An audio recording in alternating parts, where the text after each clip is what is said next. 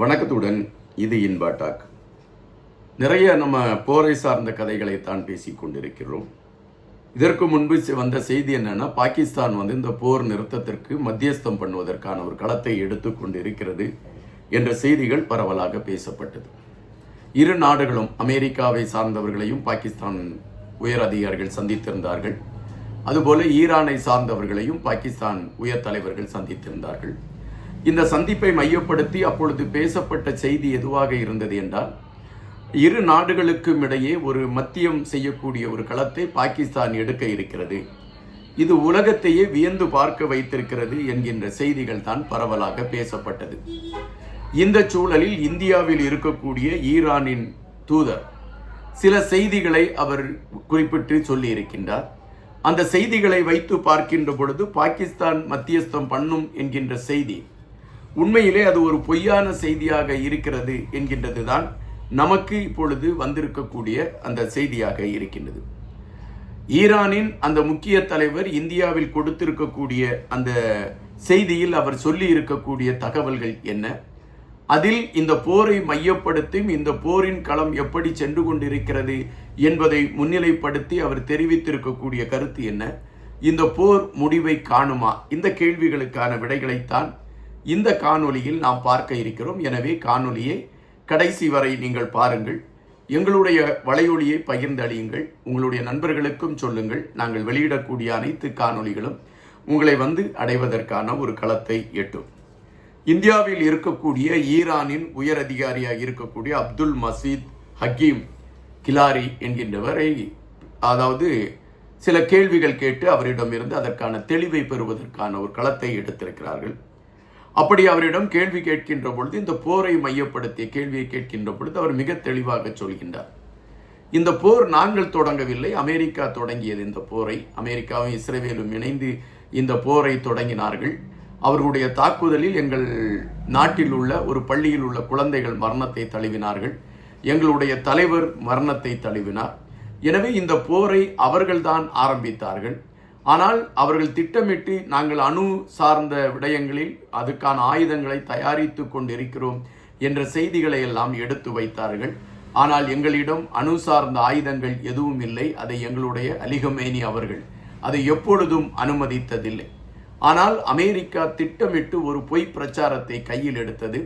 அந்த பொய் பிரச்சாரத்தை உண்மை என்று நம்பிக்கொண்டு பலரும் எங்கள் மீது ஒரு கோப பார்வையை பார்க்கக்கூடிய களத்தை எடுத்தார்கள்.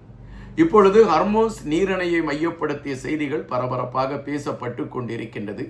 அந்த ஹர்மோஸ் நீரணை எங்களுடைய கட்டுப்பாட்டில் இருக்கிறது. அதை யார் நினைத்தாலும் எங்களுடைய கட்டுப்பாட்டில் இருந்து அதை மீட்டெடுக்க முடியாது. அதற்கான ஒரு தைரியமோ அதற்கான ஒரு சூழலோ இல்லை. இப்பொழுது கூட நீங்கள் பார்ப்பீர்கள் என்றால் சுற்றுமுற்றும் அனைத்து கப்பல்களும் அந்த ஹர்மோஸ் நீரணையை மையப்படுத்தி நின்று கொண்டு இருக்கின்றன. அவர்களுக்கு அனுமதி கிடைக்க முடியாத ஒரு சூழல், பணம் கட்டி செல்ல முடியாத ஒரு சூழல் என்று இருக்கின்றன. ஆனால் அவர்கள் மீது எந்த தாக்குதலும் இதுவரை நாங்கள் எடுக்கவில்லை. அவர்கள் பாதுகாப்பாக இருக்கிறார்கள். அப்படி என்றால் நாங்கள் ஒரு நேர்மையான ஒரு போர்த்தளத்தில் தான் நின்று கொண்டிருக்கிறோம் என்பதை நீங்கள் இங்கு புரிந்து கொள்ள வேண்டும். எங்களை மையப்படுத்தி பல விதமான செய்திகள் இருக்கின்றன, அதை பற்றி நாங்கள் கவலைப்படவில்லை. எங்களுக்கும் இந்தியாவிற்கும் ஒரு 5000 ஆண்டு கால ஒரு நட்பு இருக்கிறது. இரு நாடுகளுக்கும் இடையே ஒரு நீண்ட ஒரு உறவு இருக்கிறது.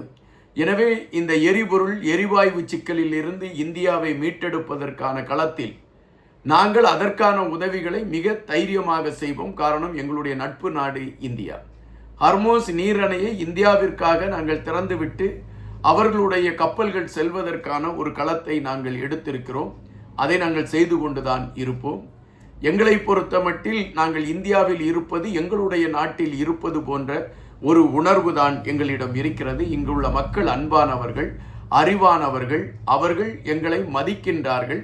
எனவே அவர்களுக்கு நாங்கள் எங்களுடைய உதவிகளை நாங்கள் செய்து கொண்டிருக்கின்றோம். இந்த போர் நெருக்கடியில் இந்தியா சிக்கிக்கொள்ளக்கூடாது என்கின்ற விடயத்தில், பொருளாதார விடயத்தில் இந்தியா வீழ்ச்சியை சந்தித்துவிடக்கூடாது என்பதிலும் நாங்கள் தெளிவாக இருக்கிறோம். அந்த தெளிவின் அடிப்படையில் இந்தியாவிற்கான அனைத்து கதவுகளையுமே நாங்கள் திறந்து வைத்திருக்கிறோம். காரணம், ஒரு நட்பு நாடுக்கு இன்னொரு நட்பு நாடு தானே உதவி செய்ய முடியும் என்கின்ற கணக்கீட்டில் நாங்கள் இதை திறந்து வைத்திருக்கிறோம் என்று குறிப்பிட்டிருக்கிறார்.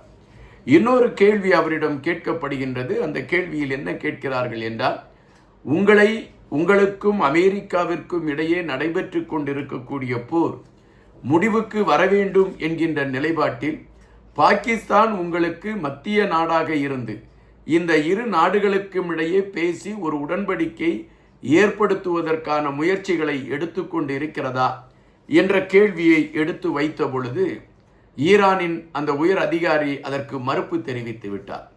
அவர் என்ன குறிப்பிடுகிறார் என்றால், பாகிஸ்தான் எங்களோடு எந்தவிதமான பேச்சுவார்த்தைக்கு முன் வரவில்லை. நாங்களும் பாகிஸ்தானை மத்தியஸ்தமாக வைத்து வேறொரு நாட்டோடு பேச்சுவார்த்தைக்கு நாங்கள் தயாராகவும் செல்லவில்லை.